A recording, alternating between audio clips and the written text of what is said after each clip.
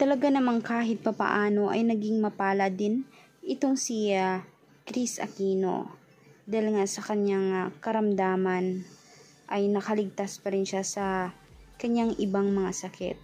Alam naman natin na kumpul-kumpul na ang mga sakit niya. Kaya nga sina Idol Raffy Tulfo, Erwin Tulfo ay naaawa sa kalagayan niya.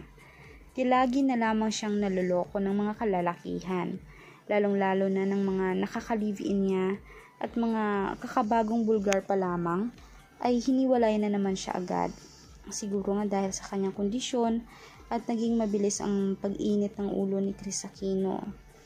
Kaya sa ngayon naman, kahit naman umano malaki ang binigay sa kanyang pagsubok, ay mananatiling matatag umano siya. Ayaw naman niyang isipin na iiwanan na lang niya ng basta-basta ang mga anak niya, kahit naman talagang masasabing marami siyang ari-arian. Ngunit alam naman natin na sa mata ng iilan, parang hindi siya tuluyang naging successful sa kanyang pamumuhay. Bigo nga siya sa love life, marami nga siyang pera, pero tila parang nakukulangan siya sa pagmamahal na ibinibigay sa kanya. Gayon pa man na ang sakit niya ay talagang malubha, at may iilan din namang mga kapwa-artista niya at mga news anchor na aktor ay talagang naaawa sa kalagayan niya. Ngunit hindi naman natin maipagkakailan na ay pinagchichismisan din siya.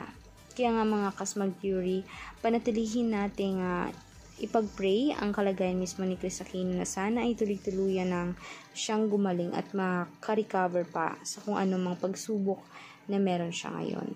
Kaya panatilihin nating nakasubscribe at i-click mismong notification bell para lagi kayong updated sa ating future trending videos na ina-upload kada araw.